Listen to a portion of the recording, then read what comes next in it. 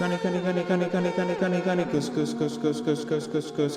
Goose, goose, goose, goose, goose, goose, goose, goose. October 1st. October 1st, start of the scary season. We're back here again. Yes, we are. For some, so we've been talking either on the show itself or in person. Time is very, very weird at our age. Yes. We've been doing the show for a year. Our sweet little goose. Incredible. Yeah, yeah. It's in double digits. That little gosling. We're still friends, too. That's amazing. How did we make it this far? How did we? Well, after all the, I don't even want to call them passive-aggressive text messages. I mean, they pay me to talk to my coworkers, so I have to be nice to them. But I mean, we don't get paid for this, so. We don't get paid for this, no. But I just like hanging around. I like hanging around. Yeah, and this is us. This is us creating something new. This is us making memories. Unrelated to any horror movie, did you watch The Wild Robot? I was thinking about this movie earlier today. I did not read the book. I did not watch the movie. You did not watch the movie. This is a movie that made me feel fucking nothing the entire time. I'm sitting there. There's a robot, Lupita Nyong'o. She's got a cute voice. There's she accidentally kills like a mama goose. And she adopts like a gosling, and then she's raising the gosling for like the first migration. But there's a whole thing about like the gosling isn't like strictly physically handicapped, but he is what is coded in the movie Goose autistic. He got exposure to acetaminophen when he was very young. That's all I'm gonna say. Right.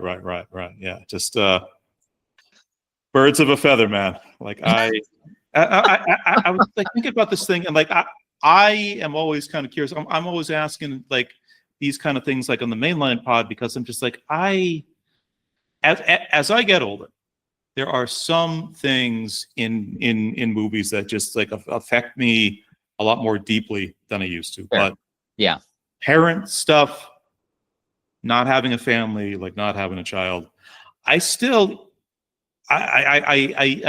maybe would have kind of figured earlier.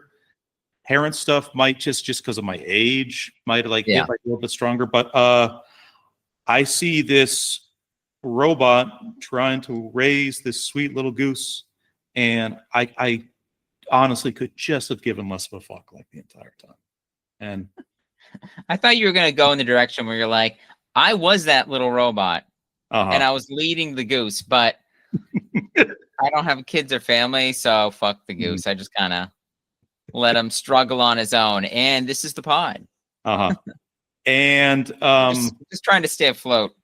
Just trying to get it through. But our own little sweet goose, we've been doing for over a year. Double digits for double digits for episodes produced at this point. And this, your idea. Your crazy, ambitious idea, and you actually, as a father who should have no free time whatsoever, it's really kind of insane that you recommended this to begin with. But our plan for October, you've kind of put it out, and we're going to try to get through it. So let's see. I just have a heavy hand with the Benadryl for the kids. So they're snoozing away in dreamland, and I couldn't give up this month. Here's the ambitious thing I do to myself every October. I get the idea leading up to October. I'm going to watch a horror movie every single day. A horror movie a day. Have I done up to this point? No, I have not. Okay. Do you have a sense of what your record has been? Like how close have you kind of come, not to the sun, how close have you come to the full, how close have you come to the blood moon at this point? Put it this way, I had makeup days where I'd watch like 2 or 3 movies. Okay. The best I got was about 15, 16 movies one year. Not bad. Yeah, it's not bad. Here's the thing I realized after watching a new horror movie every day, It's awesome. Especially if you're watching like Friday the 13th or something, where it's like you just keep watching all the sequels and you're like, what's gonna happen this time? And it feels like it's a marathon. Do or you something find like when that. you're trying to kind of do one of these month-long binges, when you kind of get into what particular series, do you feel like the momentum of just watching the same kind of thing over and over, do you find like that kind of helps carry you through a little bit? For a bit. It's I've done the Friday the 13th thing because it's like I used to watch I was never into slashers when I was younger. I always would see like the posters at like the video rental store. I'd walk in the horror section, pick up all the covers of Nightmare on Elm Street. I'm like, oh my God, this looks so fucking insane.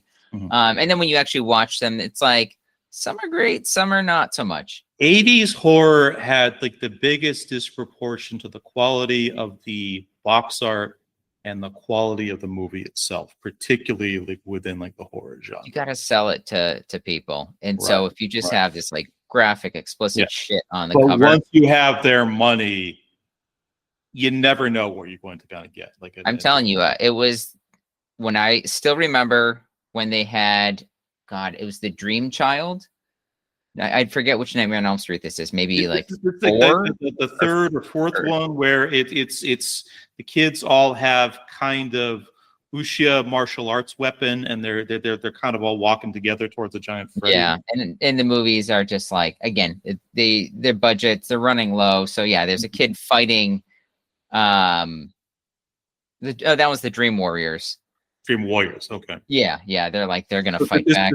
Freddy, again, kind of the point. Not a movie I've ever seen. Nothing I'm crazy excited about. Kind of tracking down. Not a lot of them. Is good, but what the poster promises is just the sky. So the Dream Child, what it is a picture, and it has Freddy, and he's pushing a stroller. Oh. And you're like, what's in that stroller? And then you know it's a messed up Freddy baby, but you have to watch the movie to find out. It's actually a little autistic gosling. Yeah. It's like instead of feathers, it has like Freddy claws, and he pops up out of the stroller and he goes, "Going south for the winter, bitch." Let me introduce the show real quick. This is a special, I don't know if we can call this like episode 11. This is a special Halloween pre-episode of Cunny of the Goose, our spin-off show about gaming, horror, anime, and other nerdier fare. My name is John, and I'm joined by my fellow silly goose, Eric, aka EB Games. Call it what it is, man. Call it what it is. Honeyween. Did we really land on Honeyween? No, you called it that, and I kept saying in my head before we started the episode, I'm like, it's gonna be Cuntober. I was very busy at work, and that was just that was ill-considered. Honeyween is better than Cuntober. I don't think anybody wants to enjoy Cuntober. 100%. Have you picked a spooky nickname for yourself? Spooky nickname. No, I have not. It's only the first. There's time to figure it out. I was after work. I was driving to the grocery store. I was thinking to myself, for the podcast tonight, I need to pick a spooky name for myself. And literally the next two thoughts in my head were, I don't want to do anything topical. We shouldn't do anything topical on the show. Yeah. And then right after that, the name that immediately popped into my head was Pete Hegseth. Spooky Pete Hegseth. Oh. He's laughing quietly, ladies and gentlemen. Oh, I'm confused. That's your horror name? What does it have to do to you? It has nothing to do with you. No. It has nothing to do with your first name or your last name. No topical name. Pete. Slightly topical. Death. And you also didn't, if you're going to use that name, you have to shave. Okay. You got to lose some weight.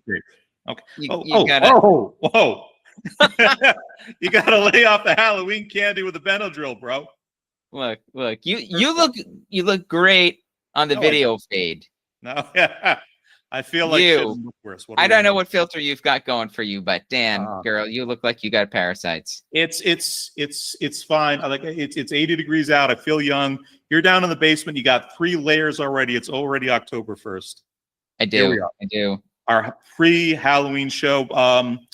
All of our content currently up in the Rebels. I'm not even going to do the preamble. Our mutual friend Max we don't know what he's up to these days. No. Let's get it like right into like consider this and the next episode we're gonna do. This is like the pumpkin spice latte of our pod. I think we should release this independently. I'm thinking we should release this independently. Yeah, man, definitely. Yeah. Let's go rogue. Let's do this independently. No. Just as a separate thing on the channel from the first of. Okay, so let's get right into. Are you calling it Cuntober? I'm a little distracted because you're just like, John, you fat fuck. Look. I didn't call. I didn't call everybody into a room. I let them stay on at home and call in. So that makes me a better person for delivering the news. I can't say this is going to get any easier. Look, you don't have to take the name. I didn't suggest the name. You suggested the name. So Cunningham? No, Pete Heg's death. And AI just picked it up a second time, and we got canceled. Right. Okay, so the only way we're going to be able to sort of restore our good names is by doing like that comedy festival in like Saudi Arabia. Yeah, why not? Yeah, I have. It's Bill Burr's response was, "They're just like us." Oh, they are definitely not. We're trying. He takes that sweet paycheck. You're right. The Pete Heg's death's up the worst. He's very aware. He's always up in this helicopter. He knows LA is going to burn to the ground. He knows he's going to need to buy a new house at some point. Smart bastard. Let's get into the concept of what we're doing for Cunningham for the month of October. And this was your pitch. So, my friend, lay it out. All right. So we batted this back and forth a couple times. I originally proposed doing 16 movies. 16 movies. I'm very ambitious about this. Yes. I already laid out what my deal is, but you brought it down to a reasonable 12 movies. What we're going to be doing is we're each going to be selecting 4 movies that we've seen, but the other has not seen. Right. And in addition, 4 other movies mutually unseen by both of us. So that will be 8 at the end of the month. That will be 8 new movies that each of us have seen, 4 of the mutuals and 4 recommended by the other friend. Yeah. And 2 episodes is what we're talking about, sort of splitting this up. So we'll record sometime mid-month and then sometime at the end of the month. We're not, I think, directly shooting for getting through exactly of kind of half of what's been delegated to us by like the first episode. We're going to try that. And additionally, for each episode, what are we planning on doing? We're going to be watching a movie live, not streaming, but we'll be watching live and then commenting about it afterwards. Yes. So part of this, so originally this was just a back and forth in the text chat, and I suggested, why don't we do like a little pre-show rather than rather than having the surprises and the discussion and like the fun and maybe like a little bit of the tension, the entire thing. Why don't we put all this on mic and get into exactly what we're going to watch together, what we have kind of selected for each other, and also figure out for our mid and end of Cunnyween episodes what we're actually going to be watching together and then like discussing live on the podcast. Yeah. It's a lot to get through, but it's not like we have like a mainline pod to keep up with or full-time employment or what's a job? What is a job? Doesn't define me. Should we start with the mutual picks? Sure. Okay. Let's go back and forth, and how about you kick off with the like the first mutual pick that we have, and again, these are movies neither of us have seen, so this will constitute 50% of our watches for both of us that we'll be discussing at the end of the month. All right, so mutual watch. First one I picked was a movie called Oddity. Oddity. Okay. Have you heard of Oddity? I have I have not. Very kind of generic sounding name. Do you have a Shudder account? Not yet, but now that I'm again gainfully employed, I am not. I'm not against making like a little account for myself. Sweet. Okay, so Oddity is a movie that, if you ever look up Shudder like top 10 movies, this movie always comes up, and it's pretty recent. It came out last year, actually. So it's a directed by an Irish director, and it's about a. I'm reading this off. Ready? A visually impaired psychic who strives to find the person who brutally murdered her sister. Okay. Later, when she visits the site of murder, she makes shocking discoveries. I heard this was one of those movies where a lot of being passed around word of mouth. They didn't advertise it too much. Okay. But people say it's just from front to back. It's just nonstop. It's kind of one of those like the plot. I'm immediately reminded of this Madeline Stowe and Aidan Quinn thriller from like the 90s, I think, called Blink, that was kind of very similarly about a blind woman who may or may not have seen the murder of like a sister, like, or a friend. So it's one of these okay, it's a bit of a Blink or like a Rear Window. Yeah. The lead has some like severe physical handicap in some kind of way that the tension, which adds to the suspense of the film, I guess. Okay. What year is this? 2024. 2024.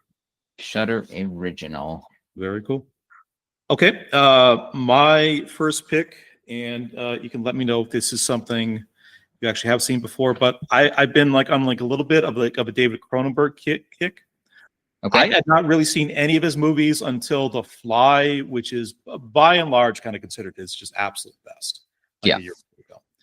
And I was just absolutely just blown away from it. Like this is everything that I kind of wanted in like a horror movie, of it just kind of being high concept and low concept at the same time. Like a movie that has a lot to say about relationships, about how you cannot really kind of ever know like the partner that you're with, about sort of like the fear of not just of just not just weirdness and unexplainedness and ultimately evil, sort of like just kind of developing in the heart of your partner, but like the possibility of that kind of being passed down to any children you might have together.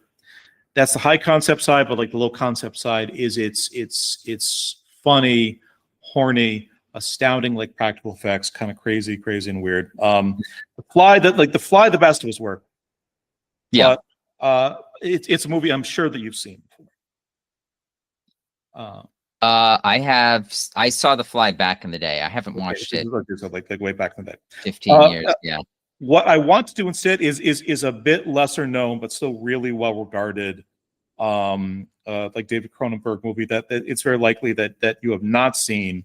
This is from 1983. This is a movie called Videodrome that stars James Woods and Debbie Harry of Blondie fame, and it's kind of it's largely kind of considered not Cronenberg, not consistently Cronenberg like number one, like that's always kind of. But it's in his top 4, kind of top 5, and it deals in a similar, just kind of weird, sexy body horror, kind of gross out sort of movie. So Videodrome was my first choice. Sweet, yeah. No, I have heard of it. I don't know anything about it, so same. Yeah, awesome. Yeah, I'd definitely be down for watching that.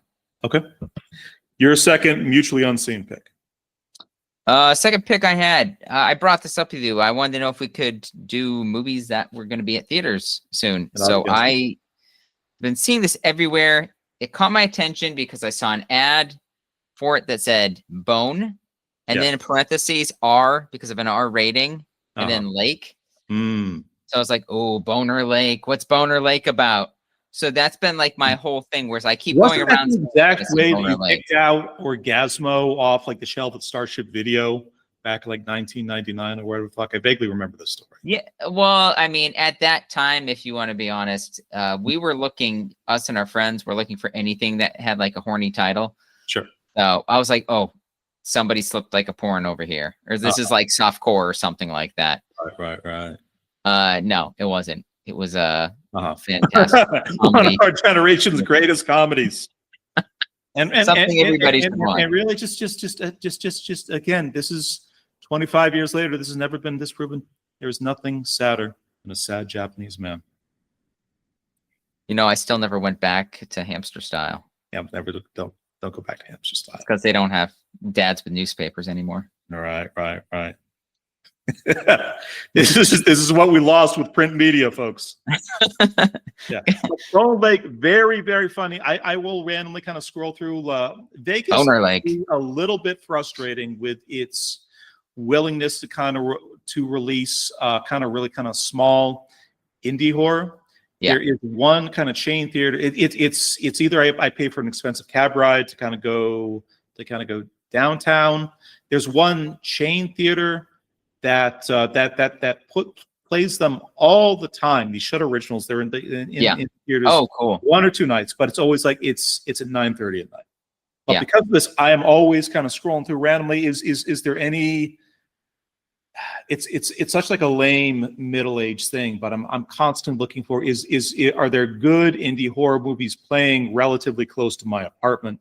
Bone Lake actually caught my attention because it's a sexy woman on like a little canoe, and she's on a lake, and it's a blood crimson red lake, kind of full of skulls. I'm like, that looks interesting. That independently, my friend. I saw a clip of a trailer where somebody was running naked through the woods, and I believe got shot in the asshole with a crossbow. And it got covered up with like little heart emojis. And I was like, oh, that looks fun. But yeah, if you read about what it's actually about, it's completely different than what you expect. I think it's like 2 couples that are kind of like, they're both forced to share a mansion on like these, like a romantic getaway. Like both are planning some romantic vacation. It's kind of like somebody double books for like the Airbnb or something, but it's just like this mansion in the middle of nowhere. And then it turns into this like mind fuck where they're like, why are we here? You know, is it fate, or did somebody set us up? And then I believe there's different elements, like they're playing a game almost. I don't know if it's a psychological thing, but I feel like there's other elements where it's just kind of like it's a little bit sexy adult thriller. It's a little bit kind of psychological sort of mind game stuff. It's a little bit out violence. I'll go for the sexy. I'll go for the sexy. I'll go for the psychological shit. We don't get enough of this kind of thing, like anywhere, particularly like in 2025. I mean, coming off of all the different types of horror movies we had this year, there's been a lot of great stuff like we've talked about, but this was something that just seems a little different, a little tamer, I guess, compared to something like Weapons, maybe. You just go relax, enjoy like a good flick, and maybe it's meant to be like an 80s sort of throwback genre, like this kind of thing. It sounds like we may be speculating a lot. I also don't know anybody in the cast, so exciting. Well, no expectations, then we'll have to see. My final pick for movies likely none of us have watched is it just came onto Netflix. I've had kind of my eye on this one for a while because the 2 of us are both gamers and both board game fans, and we both also just watched Get Out for the mainline podcast. So this is a movie I wanted to see from 2022 called The Blackening. Yeah, it did come out. Yeah. Have you seen anything about this? I have not seen it, and honestly, I was considering bringing that one. It's as well. Like I feel like the log line literally is a group of black friends rent a cabin for the weekend. They go out there and they go down and into the basement. They get trapped in the basement by a serial killer who's kind of rigged up like a whole H.H. Holmes murder mansion, like in the thing. And the only way they can get out is by playing a super racist board game. This of course. Chef's kiss. You're like, I have this wacky concept for a movie, but I don't think they'll ever let me make it. All right. This comes from director Tim Story and writer Dwayne Perkins, 2022. I'm looking forward to this one. I'm looking It'll forward. be good. I hope it's good. Yeah. Sweet. So let's go on to the things that to like the movies that one of us has watched and really likes, and has probably been bugging the other one about a long time to check out. But how about you go first with your pick from me? Okay. I have 8 movies on my list. I know I'm going to whittle this down to 4, but what I'm going to do is I'm going to keep throwing movies at you, and you're going to tell me if you've seen them or not. So, have you kind of like put this list together that like the best ones, like the things that you want, the things you'd be more successful are kind of at the top. So it's kind of like we have like the premium picks first, and then you work your way down. Yeah. So here's the thing too. I know you're more of a recent horror guy. So some of these, half my list, actually looking at my list now, I think, yeah, I'd say it's 50. Let's do this. Throw out for like the first one, throw out the pipe dream. Throw out like the one you're most excited about, even you think I've seen it before. The one I'm going to get you to watch, which I've been talking about this one. It's a Japanese horror film. Just came to Shudder actually this past year. It's called Best Wishes to All. Best Wishes to All. Okay. I feel like it's I'm not going to go into it too much because it's one of those movies where from the start weird shit starts happening and you kind of learn as you go along. But I'll say this. It's about I think I talked about this earlier. Japanese woman struggling, living in Tokyo, decides she's going to go back home and visit her grandparents and stay with them for a bit to kind of figure things out. I do remember you describing this. This is like the whole. Isn't this kind of a sort of like a kind of like a corner of just? Isn't there almost like a subgenre of Japanese film of like the city person gets on the Shinkansen and they just kind of go back out the countryside to kind of see like the extended family that are still like surviving out there like in a hut. Yeah, like, you know what? This is like a subgenre for Japanese horror where it's always about not just horror, like this is the whole concept. Like this, I saw Summer Wars like in theaters, like yeah. Weeks ago. Like this is kind of like a big thing for them. I was gonna say it's like going to people from the city going to a remote area where there's just like nobody around and experiencing just something or other, like something that you can't explain, that they can't escape because they're stuck out there. Right. It's along those lines. So that was my first pick. I know you haven't seen it. I watched it. I thought it was pretty good. Sweet. And I'm curious to see your impression of it. I'm looking forward to that one. Okay. My first pick, it's a lesser known John Carpenter film, and I'm putting this out first just to see if it's something you've already kind of gone through. But it's a little bit for the Carpenter filmography, kind of like an underrated one. It's a movie I really love front to back. It's kind of the only real Lovecraft movie that he did. Yep. But this is a 1994 John Carpenter, In the Mouth of Madness. This is with Sandberg. I have not seen that one. I've seen this. Fantastic. That's one of the ones that's in the queue. I just haven't got around to it. Right.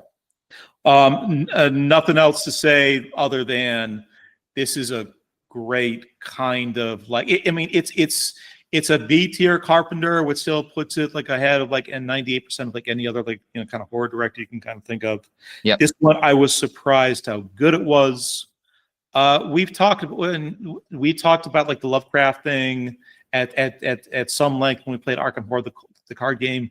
This for me is one of the really best versions of the Lovecraft movie I think that's ever been done that has not involved Barbara Crampton getting eaten out by like a severed head. It's really something. It's a lot of fun. Oh, cool. Awesome. Okay.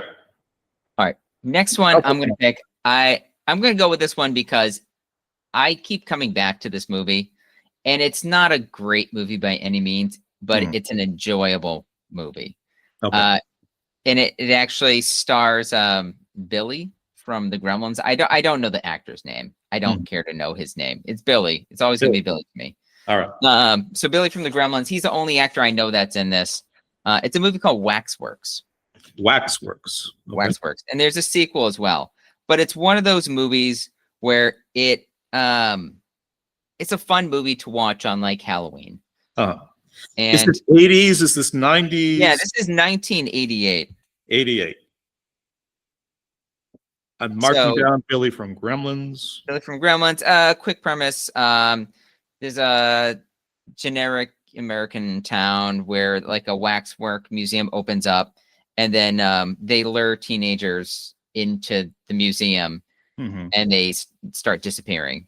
So Billy and his friends visit, and then kind of a Stephen King short story adjacent. But it's not like I wouldn't say it's a horror comedy, but it's like it's a mixed bag of stuff. It's just a really like fun journey. It's a fun movie to watch. I like it a lot. Right. And you see that actually it has, oh no, there's another actor in there as well. I'm trying to think what the hell his name is. Oh, David Warner. David Warner. Okay. He's been in a lot of different like horror movies. Vaguely familiar, I want to say. Yeah. You'll recognize him when you see him. But good flick. I really like it. Never seen the sequel, but the first one's pretty good. Sounds good. Okay, my second pick. This is a this is a movie that was in theaters for about like only 3 days before kind of moving on to Shudder. You may have watched this before. It's something I have advocated like a few different times, like in sort of private conversation. But this is an Argentinian horror movie called When Evil Lurks. Did you get around to seeing this? I saw half of it. You saw half of it. Okay. And it's funny because when I first started watching it, I would watch it again because I didn't finish it, so I don't know what happens. I started watching it and I'm like, this is kind of like it's a little tough to get through. I tried watching it. Sorry, that was the first time. I tried watching it a second time. I get a little farther in and I'm like, oh, actually, this is pretty good. Yeah. And then shit came up. I would very strongly recommend it, but if you've kind of gone through it already, I have. I don't know what happens at the end, so I mean, I watched about 50% of it. Okay, so it's totally let's table that one for now. This is another recent one. This for me was actually one like the biggest horror surprises that I had last year. But this is a prequel. I wasn't expected to be anything. I kind of popped in the theater one day to sort of check it out. I'm like, yeah, kind of why not? And it is not just so much better than anything else in this horror series, but it was actually and I think it might have ended up being in my top 10 or close to the top 10 for 2024. This comes from Michael Sarnoski, and this is A Quiet Place Day One. Have not seen it. A Quiet Place Day One, starring Lupita Nyong'o and Joseph Quinn, kind of most famous as Eddie from Stranger Things, relatively recently, like the Human Torch. This is a movie that amazed and surprised me for like a lot of different reasons. But what I thought was going to be a lazy cash-in horror film ended up being not just a fantastic. Not just a fantastic sort of cinematic experience, but just one like the best kind of meditations on living, on dying, and kind of and the realization that the realization of I may only have a certain amount of time left, and how do I best kind of spend like that amount of time. A movie that I found incredibly affecting, maybe one of the most satisfying endings I've ever seen, like in a horror film, just ever. Just a film that really impressed and kind of surprised me, like kind of front to back. So A Quiet Place Day One. Do you know if John Krasinski was involved with? Had no involvement whatsoever. Sweet. Okay, so then now I'm down for that. That's cool. I just was waiting for Jim to show up, and he's just like. We won't even kind of get the spoilers for this. Just sort of go in and be like, it's kind of a Quiet Place movie in terms of kind of like the central horror conceit, but it's so wonderfully and completely like just really like its own thing. Oh, cool. Okay. So, yeah, I'm down for that. All right. I'm going to pick a couple more recent films. I'm sure you probably maybe seen all three of these, but I'm going to go. I like to watch them. Just keep throwing it out. I'll let you know when. All right. Have you seen the movie Talk to Me? Yes. That's what I thought. I thought you had seen that one. That's the one. That's when I actually went together very, very. It's by like a young Australian. Like I think it's two brothers who started making these kind of movies together, like as teenagers. Very, very good quality horror film. Just what a fucking movie. Somebody told me about that. Like, you should check this out. It's just like a mind fuck. I watched it, and there's moments where I jumped, which I don't usually jump for horror films. Just some of the stuff is it's so brutal. It's a movie I recommend to people that are really into horror movies. What it does remarkably that I think is kind of an analog to it is the film It Follows. It captures very effectively kind of this liminal state between finishing high school and going to college, where you're kind of done being a teenager, but you're still not like an adult at this point. Both of those horror movies do this really sort of like amazing depiction of. I was so engaged to it because like so much of this stuff in Talk to Me and It Follows is like that's what the summer of 1998 actually felt like, kind of for me, where you're kind of like you and your friends are all ghosts. You're just kind of wandering in between your own house and your parents' house. You're working weird hours. You don't kind of quite know what's kind of going next. It like that movie I think did such a great job for me. I just kind of like evoking just how a very, very specific age feels like. Talk to Me. High recommend for everybody else. Sweet. So yeah, ironically, the other movie I had picked was It Follows. I was like, well, I guess you've seen that one. Yeah. Another amazing one. Our mutual friend, who was working in a confined area for like a pretty long time a few years ago, and to pass time in this confined area. Again, this was not prison. This is just something this place he was. We couldn't go anywhere for a while with a bunch of other people, and they were passing movies and video games around. And I remember kind of telling me the biggest hit for that particular period of time was everybody in the entire place watched It Follows. And the way he explained it to me is like It Follows, the DVD kind of made its rounds in the way the actual demon did. And it's just I wake up one morning and like, hey, 12 more people have watched the movie since I went to sleep. Yeah, either that or had sex. Yeah, there we go. Again, not prison, just not prison sex. Next one. Have you seen The Black Phone? I've not seen the original. Not the sequel, but the original one. I have not seen. You've not seen. So you've seen the original, but not. I've not seen either of these. No. Okay. Sweet. Okay. So I'll pick The Black Phone. The Black Phone. Okay. It was a movie that was better than expected, but it was based on a short story by Joe Hill, Stephen King's son. Oh, sure. And he also did Lock and Key, the comic Lock and Key, which I talked about on a previous episode. But it's one of those movies where it's like kids are disappearing, and they're being kidnapped. Oh, spoiler alert! They get kidnapped by Ethan Hawke. Right. He's all over the ads. Everybody knows Ethan Hawke's in it. And he's the core concept is pretty well explained in the trailer. We don't have to. You get the idea of it. But kidnapping children, keeping them locked up. Ethan Hawke goes above and beyond in this. I was like, okay, Ethan Hawke doing like a horror movie. Let's see how it goes. But just and it's quite good. He's really because he's wearing the mask most of the time, and it's fucking terrifying. So I checked it out. I thought it might be kind of corny or stupid or really poorly written, but it actually was pretty good. Can you reference for me the director of this film? Because I know a little trivia like off the dome. Director. Oh God. So the director is Scott Derrickson. Scott Derrickson. If I'm not messing with the trivia here, he was the director of the first Doctor Strange movie for the MCU. Yeah. And apparently the story was that he was going to direct Multiverse of Madness originally before Sam Raimi took over. And apparently it wasn't it wasn't Disney, and Feige saying no, let's get Sam Raimi instead. It was Scott Derrickson went. I've been going to therapy. I'm dealing with like a lot of nonsense from my past.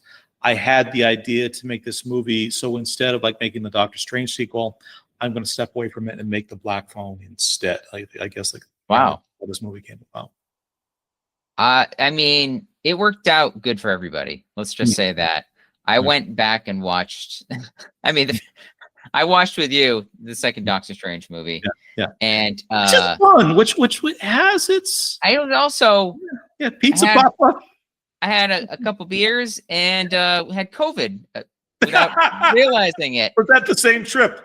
That was the same trip, and I remember I was at the theaters and I felt really rough, and I'm like, maybe I drank too much, maybe I'm jet lagging. I have no idea what it is. Although I think I had been there for like 4 or 5 days at that point, so it probably wasn't jet lag. But yeah, and then it was the next day where I woke up day, like you came out for it was like a 9-day like visit out to me. Very, very excited for it, and you spent half of it in my bed just hacking up a lung.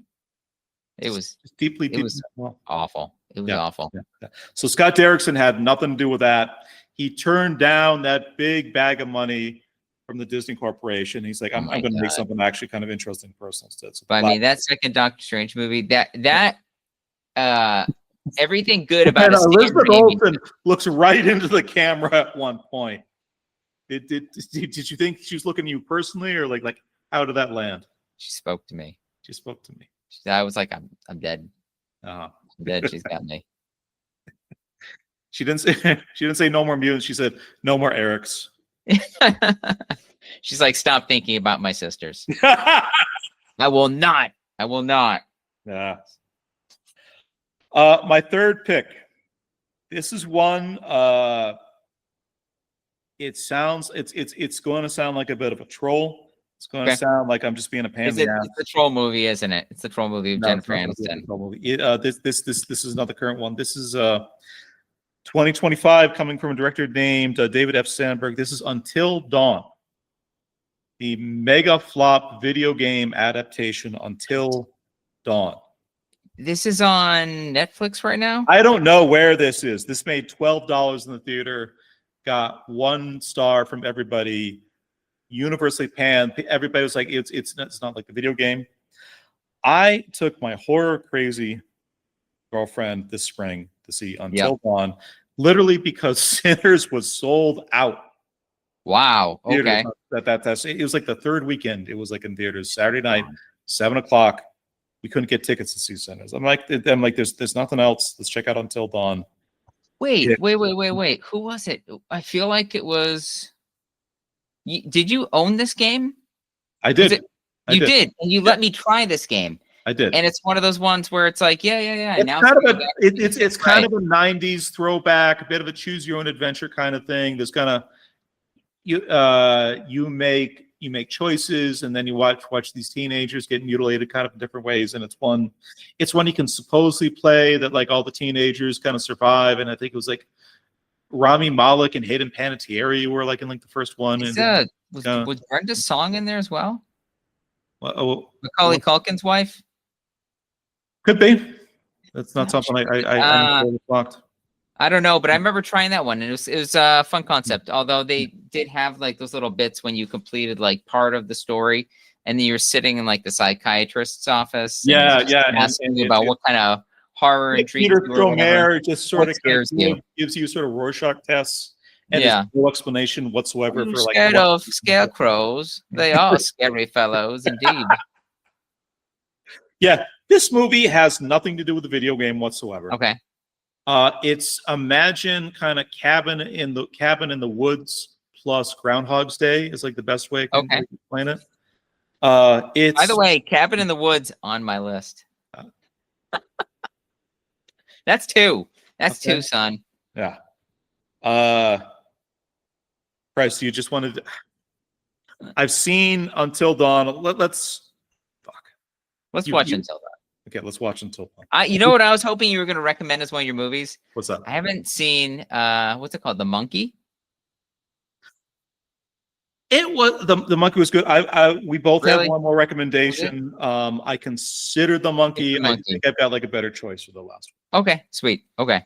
So what's your number 4? My number 4, I have 2. One 2. you've probably seen, one you've definitely not seen. Okay. Oh shoot! Actually, I had one more I was get on add on here as well. All right. So first one I have on here. Did you ever see the classic film An American Werewolf in London? I have not actually. Yes. Okay. That was the first one I had on there. The other 2 I had as backups were Hellraiser, the first one. I've seen many times. Love it to death. Have you? Okay. Yeah. I actually prefer the second one. And then Return of the Living Dead. This is one of my girlfriend's favorite movies. It's impossible to find currently in Japan in any form. Really? This is the kind of fun punk rock one, like the naked chicks randomly dancing around. Yeah. They're the punk hang out in the cemetery, and one girl just rips all their clothes off, and they're like, "Oh, all right, we barely know her, but cool."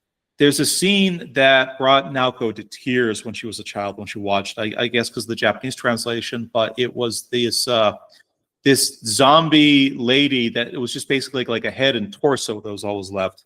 And they actually tied her down, and they somehow were able to translate what she was saying.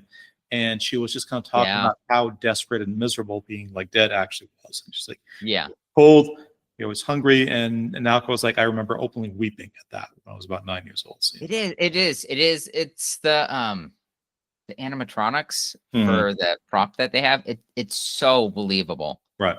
It's that creepy stuff they do with it. Would you prefer I do this one instead of like American Werewolf? Because honestly, I have like a lot more personal connection with this.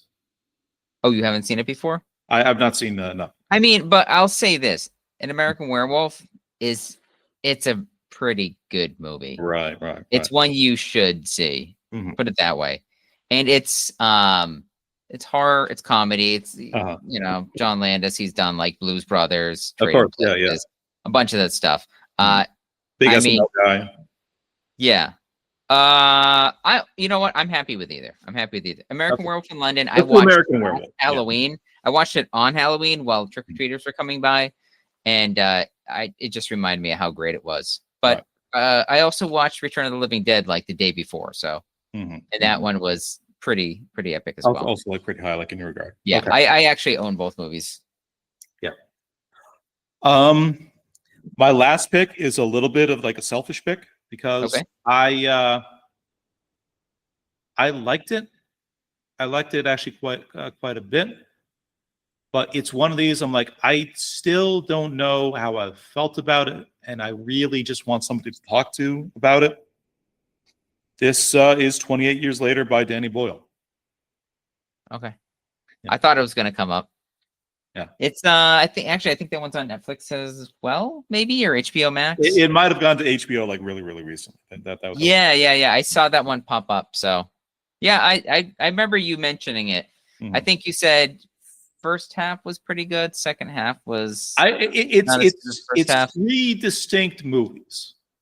And there's also a very, very strong parenting through line, which again, Wild Robot. Wild Robot adjacent. So what I want to do is kind of talk to you because Danny Boyle is such a fixture generally for people our age, for the earlier kind of 28 movies, obviously with Train Spotting, like a whole bunch of like other stuff. Yeah. But I would like the parenting themes are so strong in this movie. You and your younger son went to see Elio, correct? Yeah, we saw that. The first third of this movie is basically Elio. Okay. Yeah. A kind of oblivious father takes his son out to learn how to kill. All his son just kind of wants it to be loved. He's like, I just want to go be abducted by aliens and live in space.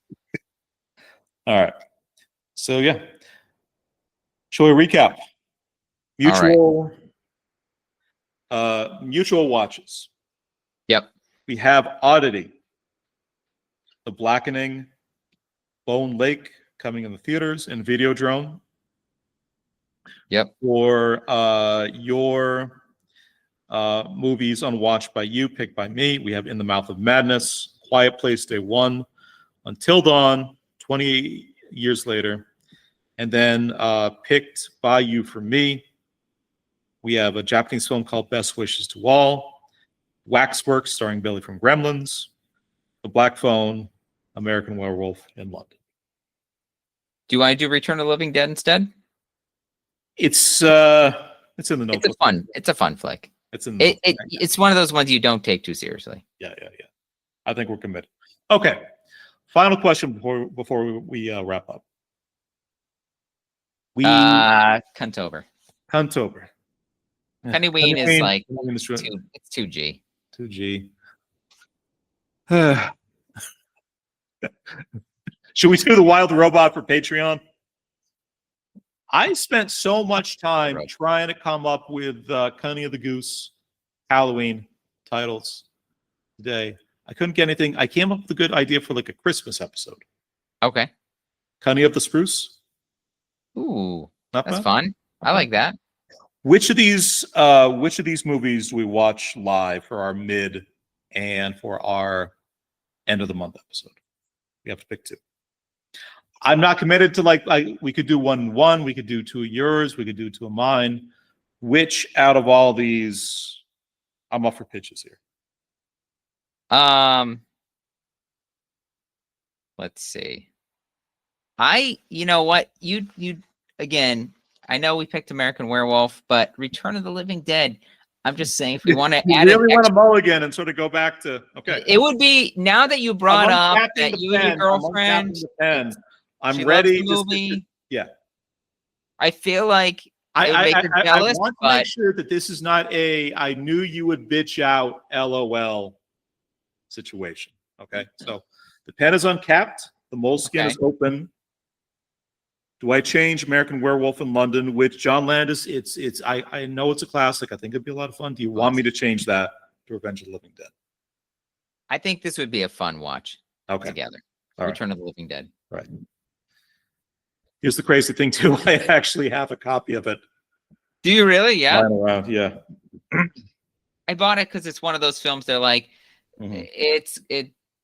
again, the whole story behind Night of the Living Dead and George Romero, and he kind of branched off and did his own like zombie movies, and then there's also this other like there's more kind of like a sort of like a Fist and Blood kind of trauma, sort of punk rocky. Yeah, it's all out there.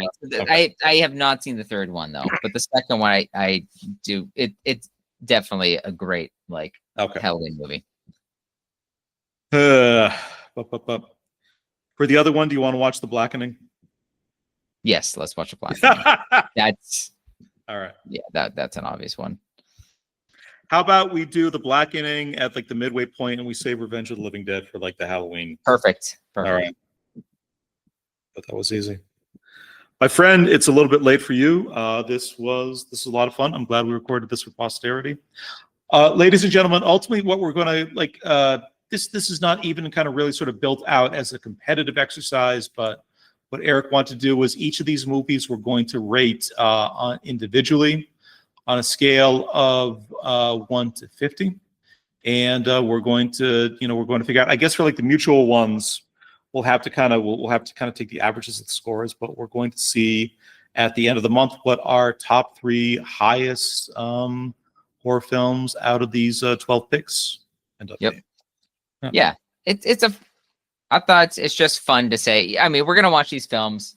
We're gonna react differently. Some of these movies are things that we like or we've seen, maybe not necessarily love, but want the other to see. And from my perspective, a couple zags here, but I mean, this is a pretty fun looking and solid list. But think about it. When you watch a movie, sometimes, especially like the theater or something, or maybe it's a little late at night, you might not appreciate it as much as you do the second time. Yeah. So that's why I felt like setting it up this way, it gives you a chance, especially the movies you pick for the other watch, for you to get a second viewing of it, and then maybe it changes your opinion of it. So that's why, let's do this. Again, 28 years later, just by itself, I'm like, this is this a masterpiece or am I not? Or are there things I'm kind of missing about it? It's the lighthouse again. This is we both like the lighthouse. It's a good. It's Show me better 500. Show me the lighthouse. Show me a better explanation of why the people in Gloucester are the way they are. I'll wait. It's funny because after that movie, I was really concerned for my health after that, and then I just kind of made up for it by having some clam chowder. I was like, it's pretty good. Yeah. Oh goodness. All right. Connie the Goose, mini episode. Anything you want to say to Max before we sign off? You can watch the movies too. It's okay. I won't tell anybody. Okay. Shh. It's follows. Mum's the word. Yeah, I know. Yeah, you can. We'll watch the movies if you want to kind of trail behind and check them out. You can follow. The reveal of that demon is just, he's a really awkward dude. He's going, what are you up to, guys? Hey, fella, what are you doing with that gooseling? He doesn't look so well. Oh, shit, he's still following us? Go away, nerd. All right. Take care, buddy. We'll talk to you in a little bit, okay? Later.